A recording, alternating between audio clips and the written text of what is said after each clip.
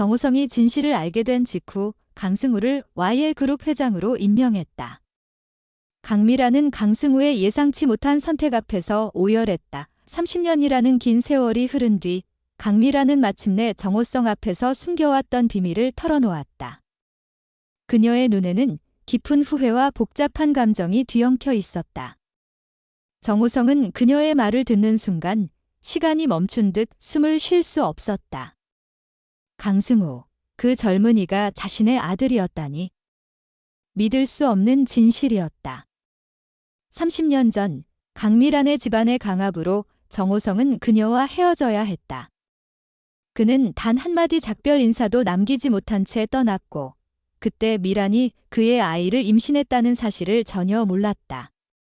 미란은 정우성을 원망하며 가슴 아픈 세월을 견뎠지만 결국 아이를 낳기로 결심했다. 그녀는 쌍둥이 남매를 낳았으나 딸은 태어나자마자 질식으로 세상을 떠났다. 남은 아들, 강승우는 미란의 오빠 강규철이 자신의 아들로 키웠다. 승우는 그렇게 정우성의 혈통을 이어받은 채 아버지의 존재를 모른 채 성장했다. 정우성은 충격에 휩싸였다. 자신의 아들이 바로 곁에 있었음에도 단 한 번도 그 사실을 눈치채지 못했다는 현실이 그를 무너뜨렸다. 그는 미란의 눈을 바라보며 그녀가 왜 이런 비밀을 숨겼는지, 왜 그토록 오랜 세월 고통 속에 살아왔는지 깨달았다. 미란은 담담히 말을 이었다. 그녀가 황기찬을 YL그룹의 주석으로 밀어준 이유도 바로 승우 때문이었다. 그녀는 아들이 언젠가 YL그룹의 정당한 후계자가 되길 바랐다. 하지만 이제 정우성이 곁에 있으니 더 이상 황기찬의 손을 빌릴 필요가 없었다. 정우성은 단호한 결심을 내렸다. 그는 미란에게 제안했다. 승우를 YL그룹의 주석으로 세우고 자신이 뒤에서 아들을 전폭적으로 지원하겠다고. 미란의 눈에 눈물이 고였다.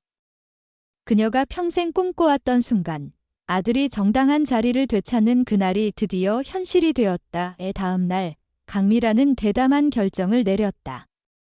그녀는 긴급 대주주 회의를 소집하고 황기찬을 주석 자리에서 전격 해임했다. 그리고 그 자리에 강승우를 임명했다. 회의실은 충격과 긴장으로 술렁였지만 미란의 결단은 누구도 거스를 수 없었다. 정우성은 회의실 한쪽에서 아들이 주석 자리에 오르는 모습을 지켜보며 가슴이 벅찼다. 승우는 단정한 모습으로 연단에 섰지만 그의 눈에는 복잡한 감정이 스쳐 지나갔다. 그는 이미 모든 진실을 알고 있었다.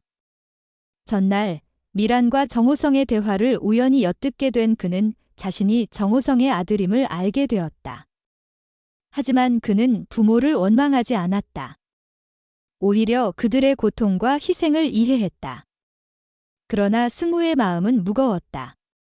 그는 YL그룹의 주석 자리가 자신에게 어울리지 않는다고 느꼈다. 그 자리의 진정한 주인은 강재인이었다. 승우는 주석 취임 연설에서 모두를 놀라게 했다. 그는 자신의 전 재산과 주석 자리를 강재인에게 넘기겠다고 선언했다. 회의실은 순간 정적에 휩싸였다. 미란과 정우성은 믿을 수 없다는 표정으로 아들을 바라보았다.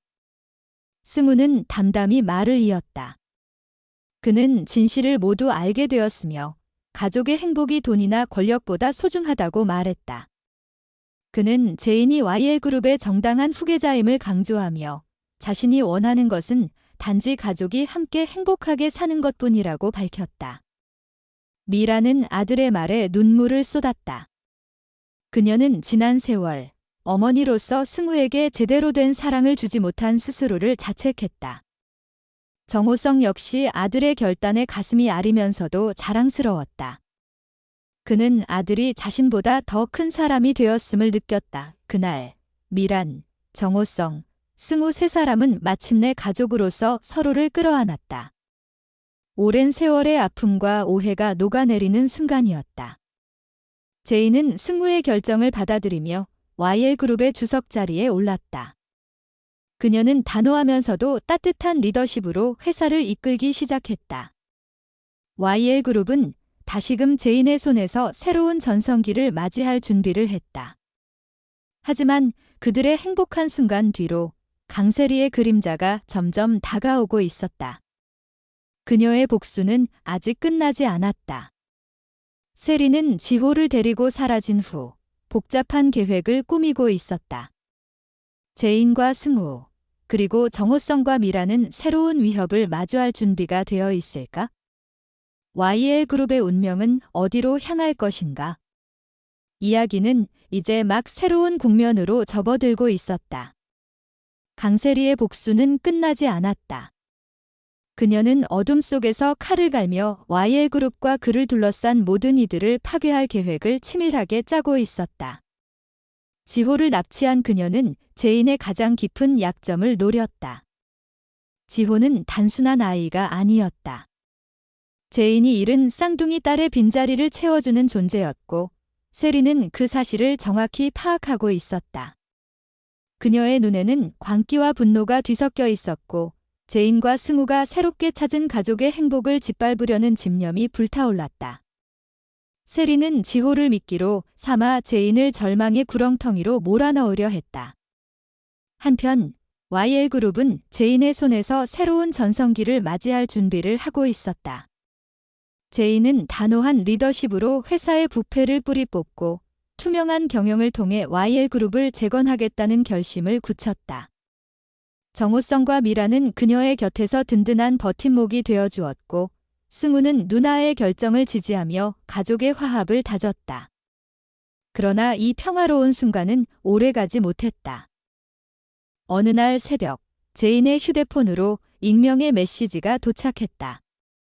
메시지에는 지호가 어두운 창고에 묶여있는 섬뜩한 사진과 함께 단 한 줄의 요구가 적혀 있었다. YL그룹의 모든 주식을 내놓으라는 것이었다. 제인의 손이 떨렸다. 그녀는 즉시 가족들에게 연락해 상황을 알렸다. 정호성은 이를 악물며 분노를 삼켰고, 승우는 세리의 계획이 단순한 협박이 아님을 직감했다. 제인은 지호를 구하기 위해 어떤 대가라도 치를 각오였다. 그녀는 세리에게 답장을 보내 주식을 넘기겠다고 약속했지만 세리는 제인을 믿지 않았다. 자정, 옛 YL 공장 창고로 혼자 오라는 새로운 메시지가 도착했다. 제인은 가족들에게 이 사실을 숨겼다. 승우나 정우성이 위험에 빠지는 것을 막고 싶었다. 새벽녘, 그녀는 홀로 폐공장으로 향했다. 차가운 바람이 낡은 창문을 스치며 불길한 소리를 냈다. 공장 안으로 들어선 제인은 어둠 속에서 세리의 차가운 눈빛과 마주했다.